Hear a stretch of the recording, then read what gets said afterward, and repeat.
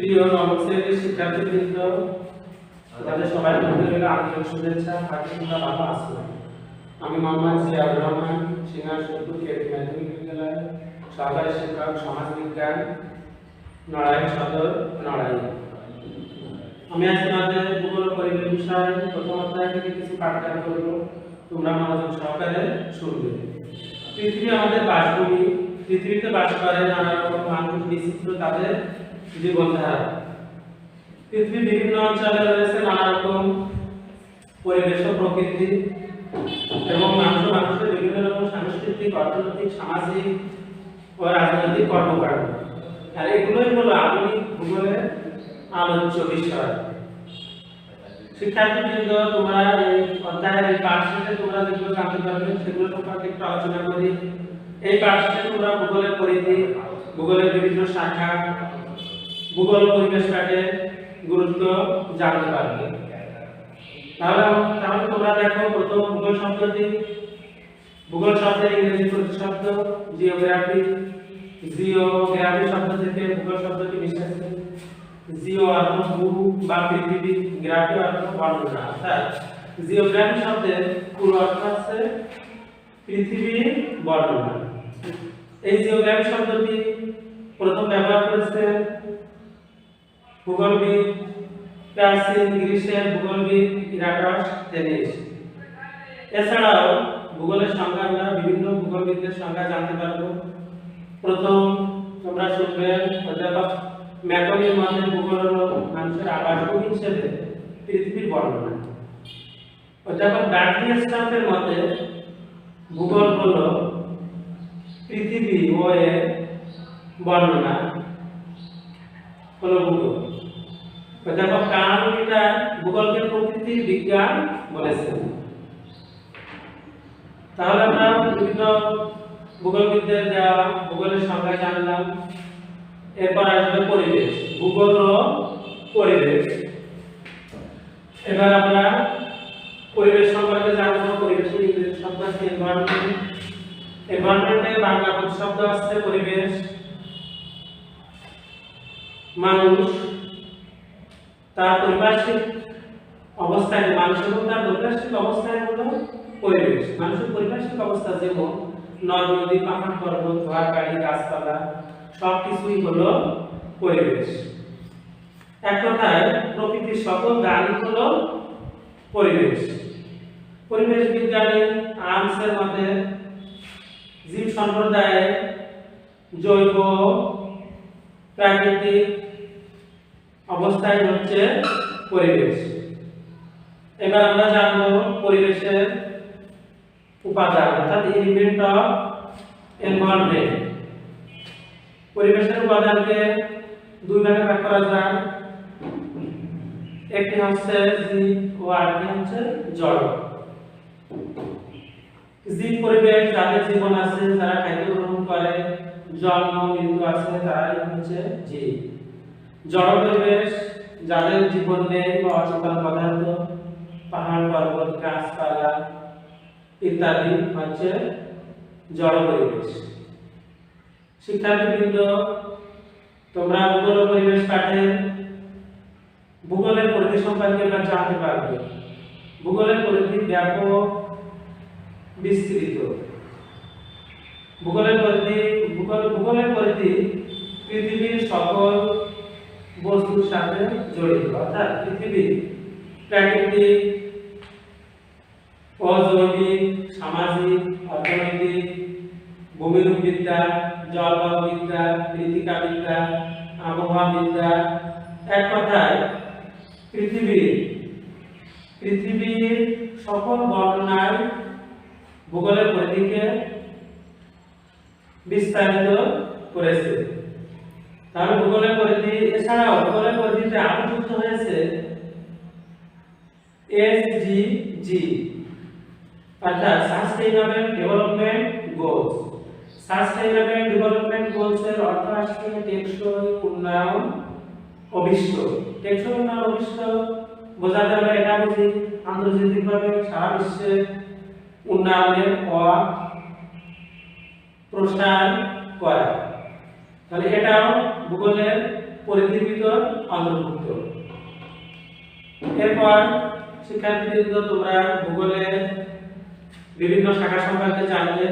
এসব আমরা বোর্ডে দেখাই, তোমরা বোর্ডের দিকে একটু খেয়াল করো। ভূগোলের শাখাটা চার্টের মাধ্যমে আমি তোমাদের বোর্ডে দেখাবো, তোমরা ফলো করবে। ভূগোলের শাখা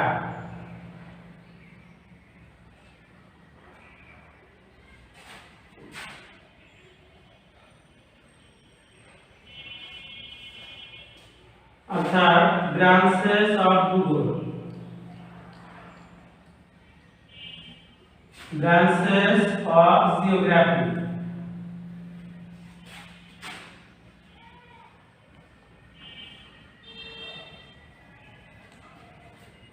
ভূগোলের শাখায় প্রথমত ভূগোলের শাখাকে দুই ভাগে ভাগ করা যায়।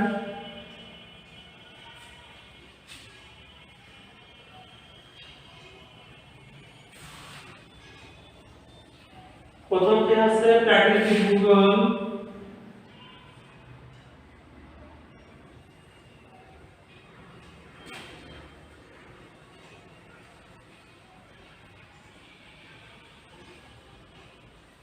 দ্বিতীয়টি হচ্ছে মানব ভূগোল।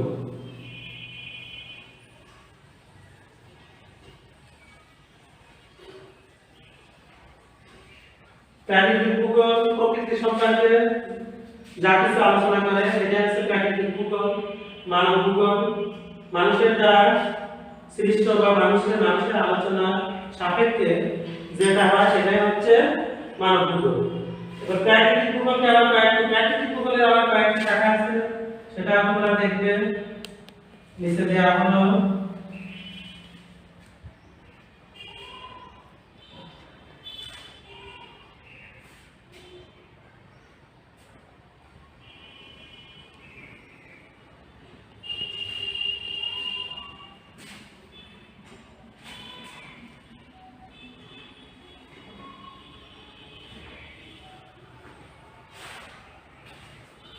অর্থাৎ প্রাকৃতিক ভূগোলকে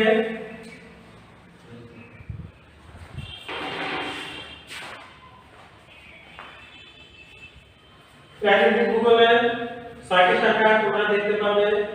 প্রথমটি হলো জীব ভূগোল,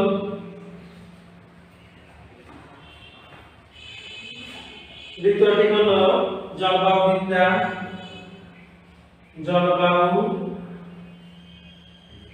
বিদ্যা, তৃতীয়টি ভূমিরূপ বিদ্যা,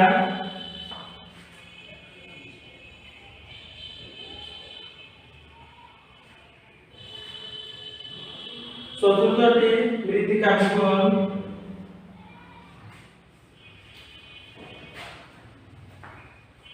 পঞ্চমটি সমুদ্র বিদ্যা,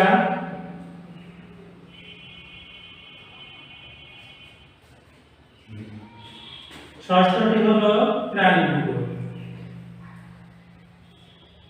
তাহলে তোমরা প্রাকৃতিক ভূগোলের ৬টি শাখা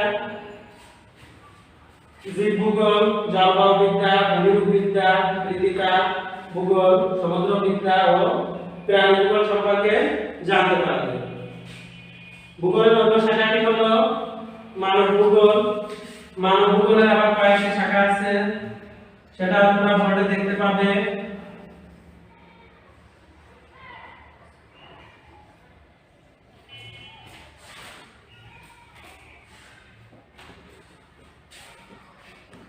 মানব ভূগোলে মোট 11টি শাখা আছে। এটা চার্টের মাধ্যমে তোমরা দেখতে পাবে।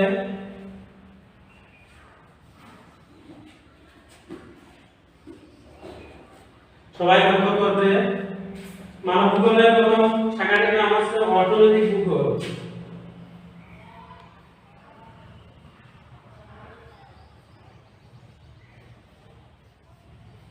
অর্থনৈতিক ভূগোল, দ্বিতীয়টি রাজনৈতিক ভূগোল,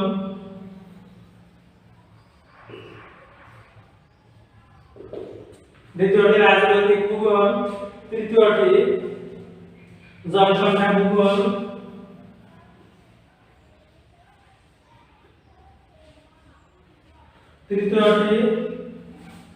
প্রথমটি অর্থনৈতিক, দ্বিতীয়টি রাজনৈতিক, তৃতীয়টি জনসংখ্যা ভূগোল, চতুর্থটি আঞ্চলিক ভূগোল,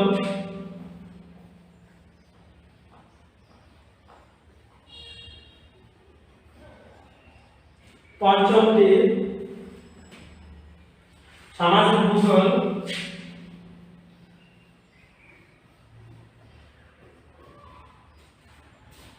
ষষ্ঠটি দুর্যোগ ব্যবস্থাপনা,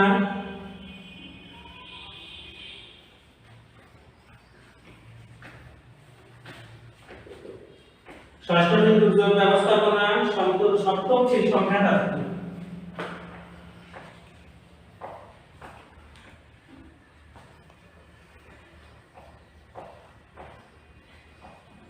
অষ্টমটি পরিবহন ভূগোল,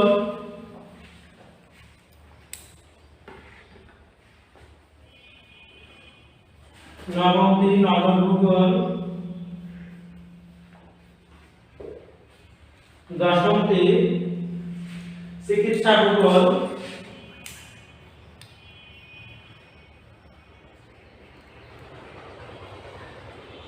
একাদশটি ভৌগোলিক তথ্য ব্যবস্থা।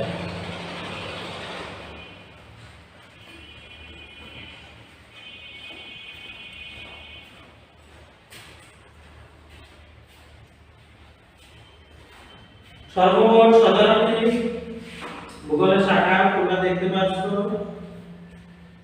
প্রত্যেক শাখার কাজ ভিন্ন ভিন্ন।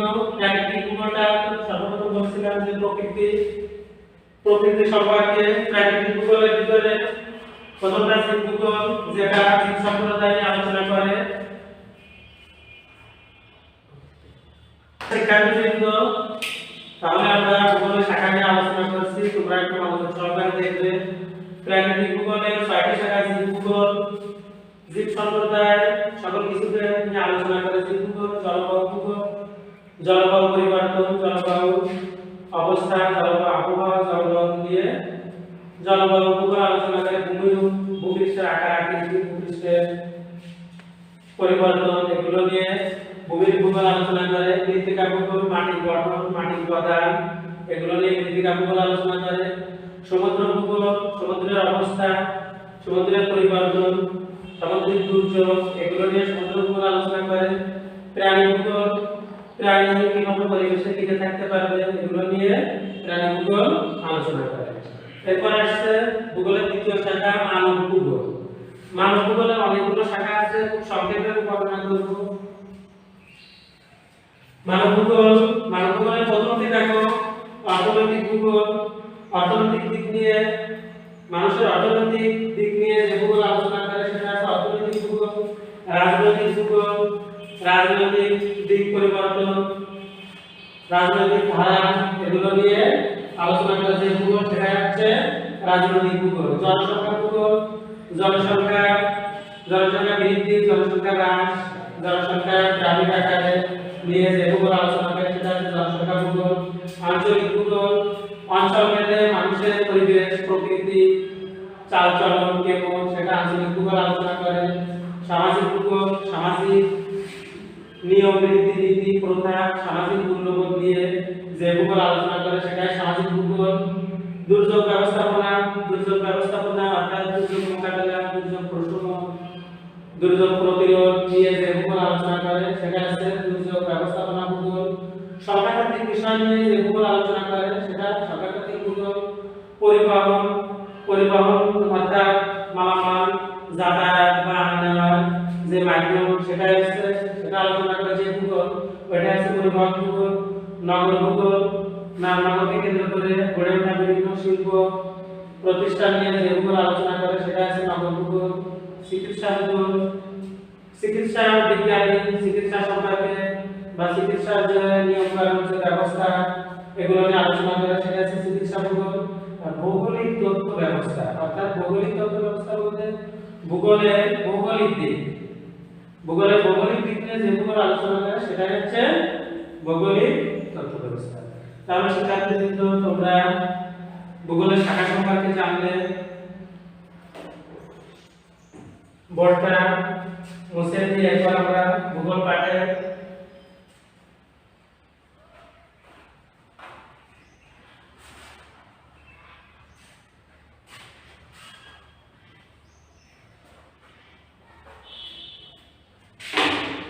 এরপর আমরা আলোচনা করব ভূগোল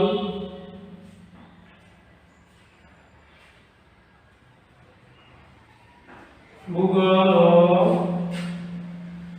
পরিবেশ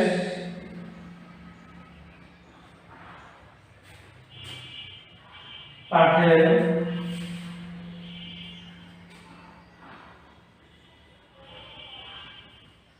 ভূগোল ও পরিবেশ পাঠে প্রয়োজনীয় গুরুত্ব বা প্রয়োজনীয়তা গুরুত্ব বা প্রয়োজনীয়তা প্রয়োজনীয়তা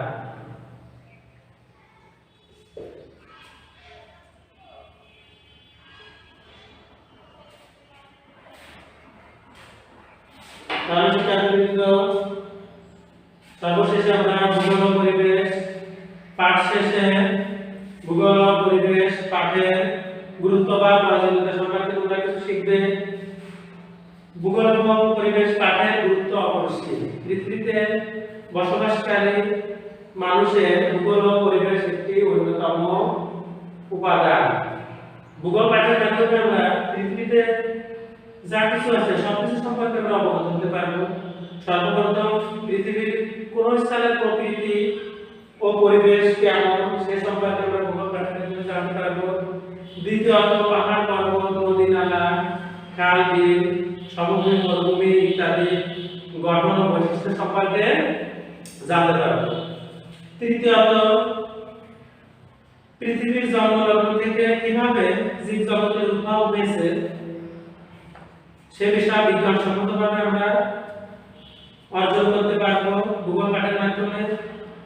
চতুর্থত পৃথিবীর বিভিন্ন পরিবেশে উদ্ভিদ ও প্রাণী এবং এদের আচার আচরণ খাদ্যাভ্যাস ও জীবনধারার বৈচিত্র্য সম্পর্কে আমরা জানতে পারবো। ষষ্ঠত কৃষি শিল্প ব্যবসা বাণিজ্য পরিবহন ও যোগাযোগ ব্যবস্থার উন্নতির ফলে মানুষের সামাজিক পরিবেশের কি পরিবর্তন হয়েছে এগুলো সম্পর্কে তোমরা জানতে পারবে। সপ্তমত প্রাকৃতিক দুর্যোগ সৃষ্টির কারণ ক্ষয়ক্ষতি নিয়ন্ত্রণ ভূপ্রকৃতির অবস্থান জলবায়ু ধরন ও যোগাযোগ ব্যবস্থার গুরুত্ব সম্পর্কে তোমরা ভূগোল পাঠের মাধ্যমে সহজে উপলব্ধি করতে পারবে।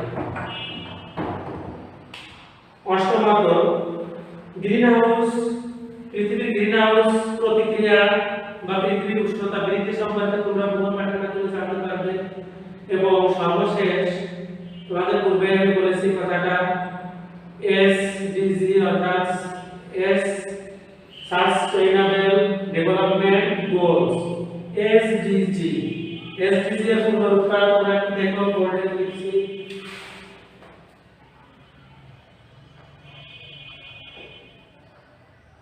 Sustainable development